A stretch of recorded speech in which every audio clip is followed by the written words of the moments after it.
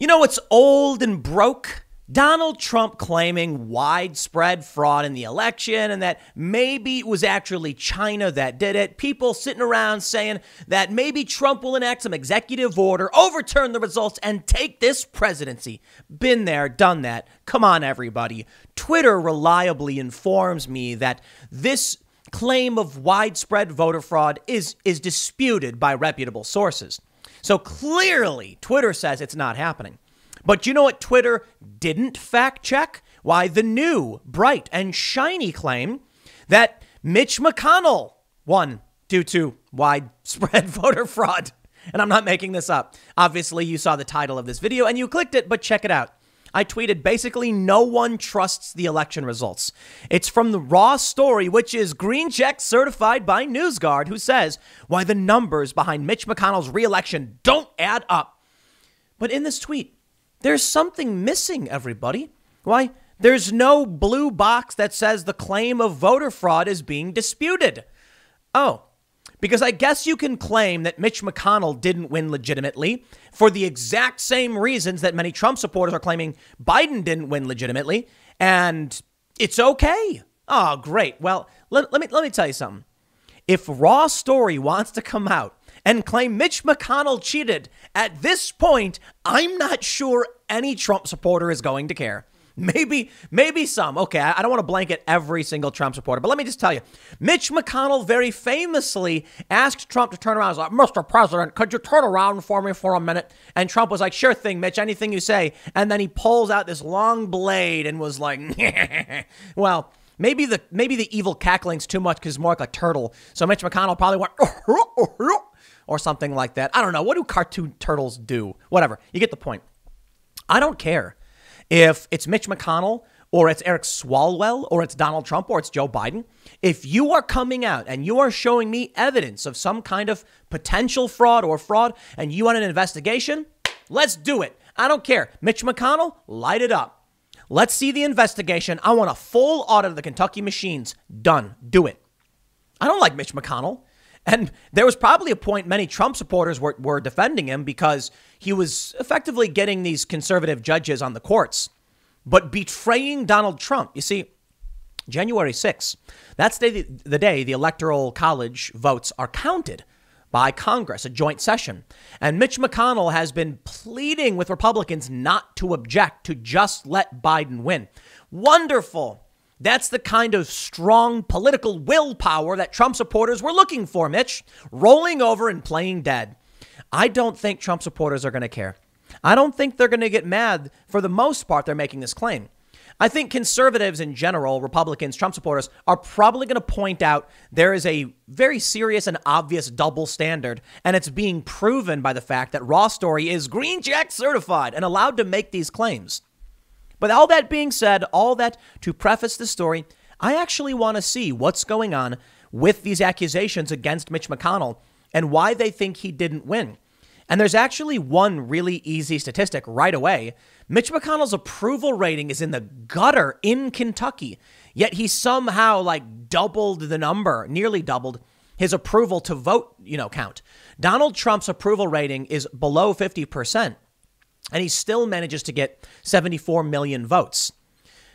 That's still around the 47 or so percent based on the vote totals. It actually adds up when you look at Joe Biden's count. But not only that, approval rating isn't necessarily all registered voters. So it's interesting to see a massive disparity in Mitch McConnell's approval. And I think it's interesting.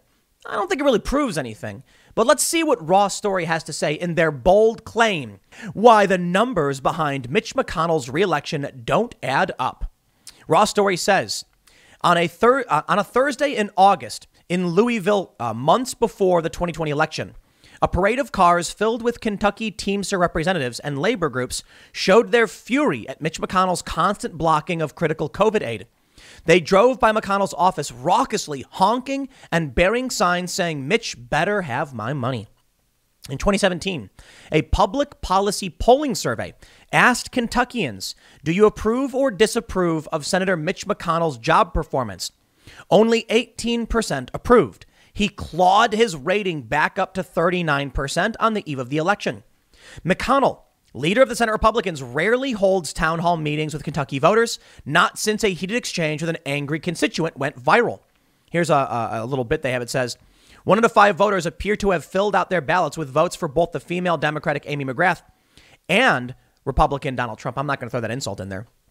So what exactly drove these angry Kentuckians to re-elect Mitch McConnell with a 19-point advantage over opponent Amy McGrath, 57.8 to 38.2? Even as Republicans across the country still insist the election was rife with fraudulent Democratic votes, no one's asking how McConnell managed one of the most lopsided landslides of the November 3rd election. They should. An investigation of Kentucky voting results by D.C. Report raises significant questions about the vote tallies in McConnell's state. McConnell racked up huge vote leads in traditionally Democratic strongholds, including counties that he had never before carried. Sound familiar, everyone? There were wide, unexplained discrepancies between the vote counts for presidential candidates and down ballot candidates. Significant anomalies exist in the state's voter records. 40% of the state's counties carry more voters on their rolls than voting age citizens. Again, sound familiar, anyone? Kentucky and many other states using vote tabulation machines made by election systems and software all reported down ballot race results at significant odds with pre-election polls. I can keep saying it over and over again. Sound familiar, everyone, but you get the point. Now, I have to wonder, is the goal of this story from Raw Story as a kind of leftist counter to claims of voter fraud from the right? If so, they're not actually doing anything to counter Trump's claims. They're emboldening his claims. They're adding to the cacophony of noise from people screaming, "We demand the evidence be reviewed." And I'll tell you this. If that was your intent, to look at anomalies and be like, see, Mitch McConnell lost too. I don't care. I don't like Mitch McConnell. And guess what? I think most Trump supporters probably don't either. So all the Raw Story is doing right now, and maybe the real intent is just to say, yeah, okay, let's look into the voter fraud. All they're doing is getting all of the Trump supporters to be like, see, now you get it. You agree with us. Let's audit every single state. Why not? Don't you want to know for sure? I know I do, and I don't care if it means Lindsey Graham, Mitch McConnell, or Chuck Schumer or Nancy Pelosi are the ones who get the short end of the stick. Do the forensic audit. I want to know my elections are legit.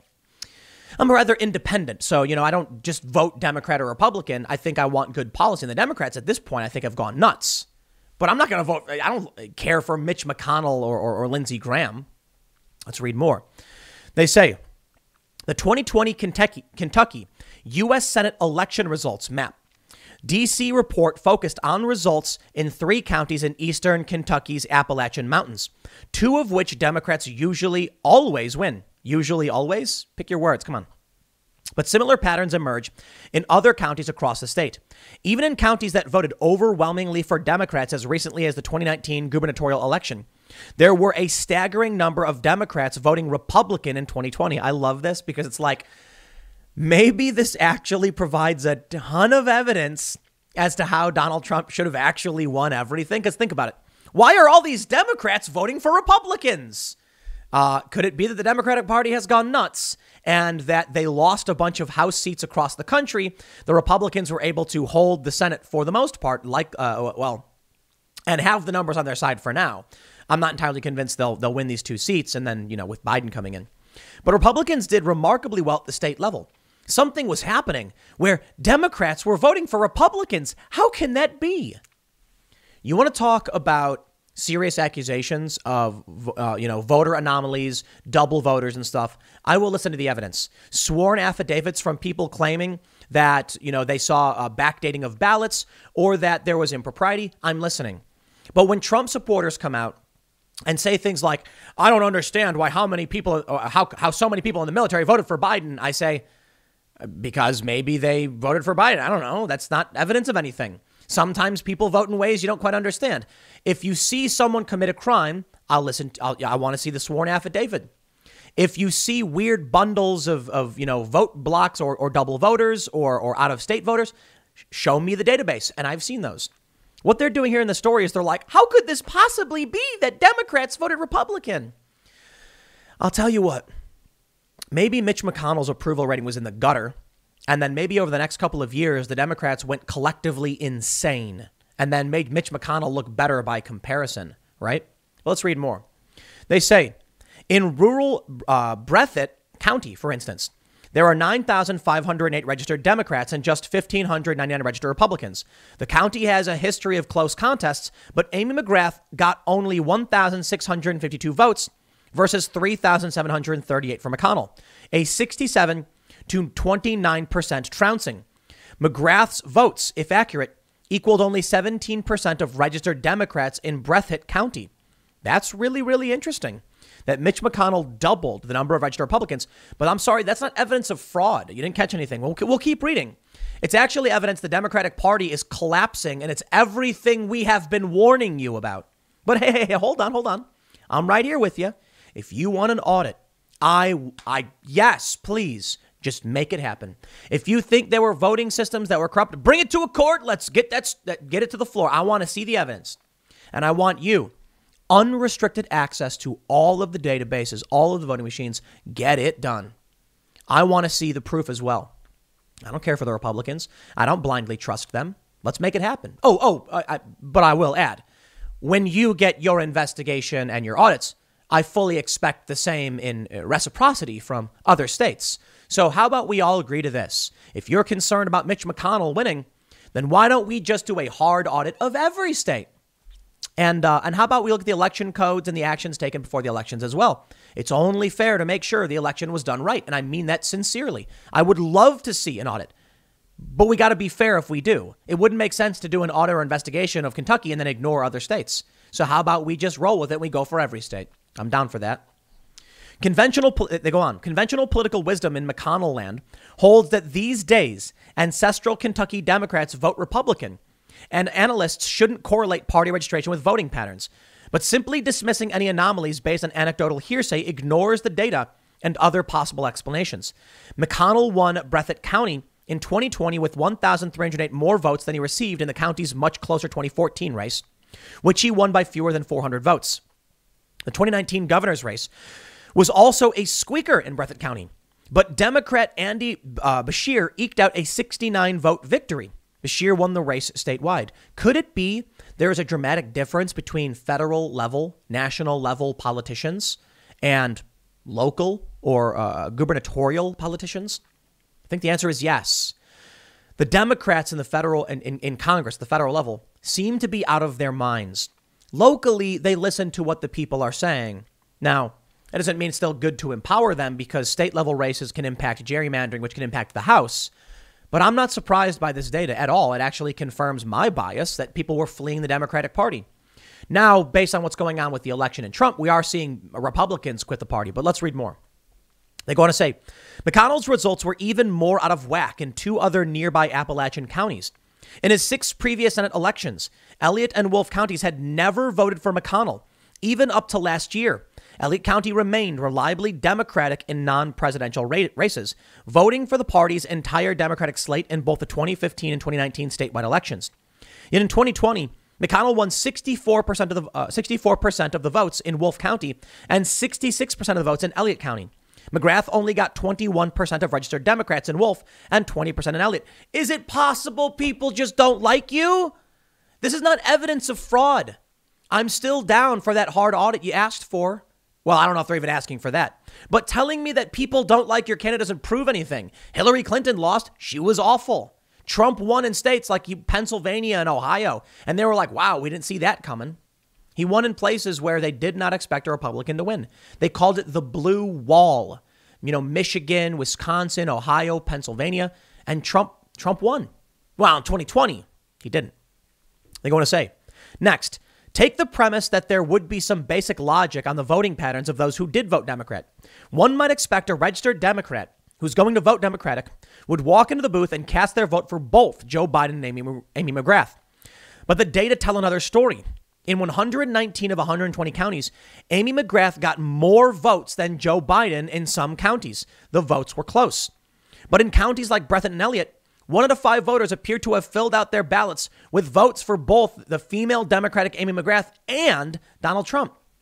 Now, right there, I'm going to have to go ahead and say, all right, that's interesting. That makes me say something doesn't make sense. Who's going to vote for Trump and Amy McGrath? That seems kind of weird. I understand the inverse, voting for McConnell and Biden, because Biden and McConnell are like the same thing. But who would vote for the right and left populist candidates with starkly different cultural values? That does not make sense to me. I'll give you that one raw story.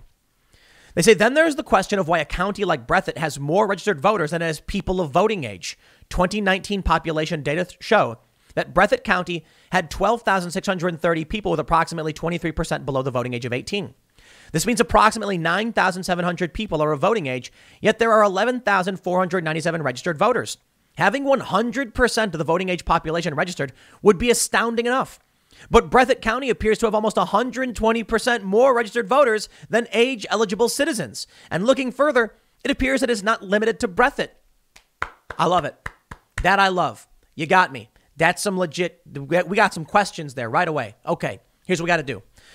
Can we get a forensic analysis of the voting machines and a signature audit of everything in Breathitt County? And then perhaps in a bunch of other swing state counties? Tell you what, let's just do a full audit of the Kentucky vote. Make sure that Mitch McConnell really did win. And then we'll do the other swing states too. All right, legit. We'll make sure we're being fair. I mean it. I'm not even kidding. In November 2017, Judicial Watch, a right-wing nonpartisan foundation promoting transparency, look at that, sued Kentucky over its dirty voter rolls and its failure to maintain accurate voter registration lists. The suit argued that 48 of the 120 Kentucky counties had more registered voters than citizens over the age of 18 and alleged that Kentucky was one of the only 3 states with a statewide active registration rate greater than 100% of the age-eligible citizen population. Kentucky's inflated voter rolls and lack of transparency provide a perfect cover for malfeasant behavior regarding the election results. Now, listen, I don't buy it. I don't think that Kentucky was flipped or anything like that.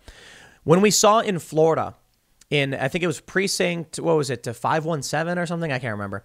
Was it 538? I don't know. They said that they had like 117% voter turnout compared to registration. And the official explanation was that some people changed their addresses the last minute, so then they just appeared because they were already registered. So now they're in this area. Sure, fine, whatever.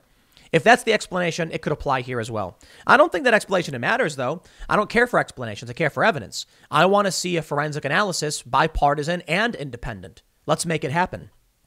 They want to say, turning an 18% approval into a 58% win may seem like a turning water into wine style miracle, but a smoke and mirrors parlor trick seems more likely. Are you going to say that about Joe Biden not campaigning, not holding big events, and then somehow beating Barack Obama? Because I'm right there with you if you want to be fair and talk about everything. To better understand how the data could have been manipulated, look no further than Trump's own legal filings. In an incompetent post-election lawsuit, the Trump team may have intended to accuse Democrats of election fraud, but in describing a plausible plot, they attributed the cheating to Trump himself. In a December 4th filing in Georgia, Trump's legal team referred to a machine-controlled algorithm deliberately run by a voting machine vendor, Dominion. They allege this algorithm generally took more than 2.5% of the votes from Mr. Biden and flipped them to Trump. Yes, and then they quickly amended this saying, we mixed it up. Trump's own legal team, instead of providing evidence of fraud on Biden's side, may have inadvertently revealed fraud benefiting Trump. Or, just like all the other weird mix-ups, mess-ups, typos, and spacing errors, they really screwed up the filing. Did you know that right now there's a filing from Lin Wood where he says that something to the effect of, I swear under plenty of perjury, probably because the spell checker didn't catch, he meant to say penalty, probably misspelled it typing it out. Spell checker auto-corrected it from like penty or like pelty and then changed it to plenty instead of penalty. And because he didn't see the spell check line, he assumed it was probably correct. So they make a lot of mistakes. You can't simultaneously claim that Trump's lawyers are incompetent, and then say, but they really meant it. No, it was a mix-up. Come on. I'm down with the audits, man. I'm down with the investigation. I don't care for Mitch McConnell. Let's do the investigation. In describing a deliberate vendor-installed machine-controlled algorithm, automatically taking a percentage of Biden's votes and giving them to Trump, they certainly are outlining how fraud could have been executed. I love it. Yes. Trump supporters, please agree with these people to an extent. Let's all together hold hands and sing Kumbaya under a rainbow while we have a massive 50 statewide audit of every single vote and machine. Make it happen. Signature audits, bipartisan, independent, third party, you name it. They say Trump's team claims Dominion was the machine vendor embedding algorithms to flip votes. But is Trump pointing to one machine vendor to distract from another? In Kentucky, when looking at counties where the numbers leap out on behalf of Mitch McConnell, none use Dominion. Most use machines from Electronic Systems and Software, a Dominion competitor. If you swap ES&S for Dominion in the alleged vote flipping scheme, you may arrive at an alternate explanation for why Amy McGrath's numbers weren't lining up and correlating with Biden's. Listen, I think it's really obvious what they're doing. They're trying to create a mirror image. It's a gag. I don't believe they're serious. I don't care if they're serious, though, because, okay, you've made the claim, and I am totally down for a full audit. Done. Because I'm not scared of information at all. If it turns out Mitch McConnell didn't win and he cheated, I don't care. And if it turns out he didn't, well, then there you go. You got your confirmation. Settle down, everybody. But what they're doing right now, talking about these voting machine systems, it's kind of messed up. I'm not a big fan of the Dominion voting machine, theories that are going around, and I've pushed back on them in many ways. I'm not saying they're perfect. We've got the Antrim report that's made some pretty serious accusations against them, and I can respect that. But there's already people pointing out that this story is fake. And the reason why they're saying it is that I think it's like 97% of people who voted had hand-counted, hand-tabulated votes printed out on physical paper, and it didn't go through these voting machines, something like that. What this author is trying to do, it would suggest is, I guess they hate Trump. And because Trump supporters making a claim, they're like, oh, yeah, we'll make the same claims, thinking it's like a snapback, clapback at Trump supporters. In reality, it's actually just confirming what Trump supporters already believed. Mitch McConnell's crooked and corrupt. The political establishment is cheating. And Republicans have even accused Brian Kemp of cheating in Georgia, which would mean Stacey Abrams actually won. I don't think these people know anything about what Trump supporters are talking about. And it reminds me of that thing on Twitter they did with the Proud Boys, where they had all, a bunch of gay men were posting photos together saying, we're the Proud Boys, take that, bigots. And then people started posting Gavin McInnes, the founder, making out with Milo Yiannopoulos. Like, I don't think you know anything about these guys. It's the perfect example of the left not understanding anything from the right. This from the raw story is emboldening all of the claims of fraud. Take it to heart, Trump supporters. They end by saying, when Trump says, look over here at Dominion, maybe we should look at ES&S. When Republicans spout unfounded claims that Democrats stole the election, maybe we should be looking at Republican vote totals instead. And when Trump calls this the most fraudulent election in our history, maybe he knows of what he speaks. If you think you're going to come out and say the word instead, all you're really telling people is it seems like there was fraud. And that's all that matters. If people in Kentucky are voting for Republicans and now they're being told they've been bamboozled, then maybe they should say, by all means, bring on the audit. Now, to be fair, I wouldn't be surprised if a lot of conservatives are like, that's ridiculous. We're not going to do an audit. But I would be really surprised if Trump supporters said that. Trump supporters are going to be the ones screaming, whoa, more evidence has just emerged. Do an audit. People don't like the political establishment. Figure out what's going on. Maybe if the left paid attention at all, they'd realize they're the ones being the baddies, because while they claim to be populists, they're propping up the establishment. I'll leave it there. Next segment's coming up over at my other channel, the Tim Pool YouTube channel, which you can find by typing in youtube.com/TimCast. Don't ask me why YouTube does it that way. That's just the way they've done it. Again, type in youtube.com/TimCast, press enter, boom, new channel. And I will see you all there at 4 p.m. Thanks for hanging out.